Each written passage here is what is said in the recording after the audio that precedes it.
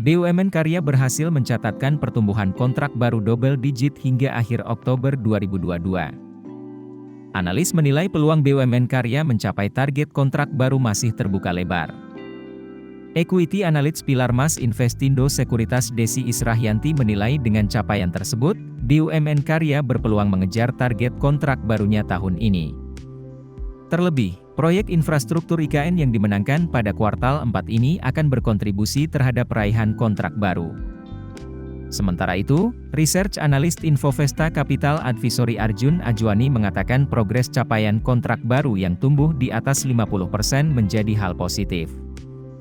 Apalagi proyek IKN yang masih ongoing menawarkan peluang tak terbatas untuk perusahaan karya ini, Research Analyst Infovesta Capital Advisory Arjun Ajwani mengatakan kepada kontan.co.id, Kamis 24 November.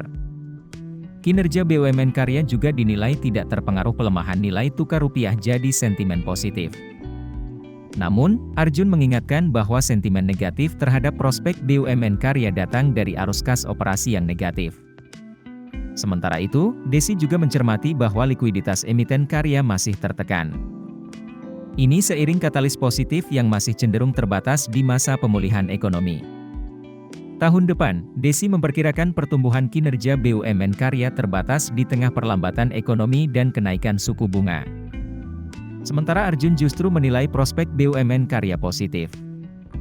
Alasannya, ekonomi Indonesia saat ini masih kuat dan forecast pertumbuhan PDB tahun depan juga jauh di atas mayoritas negara lain termasuk negara besar G20.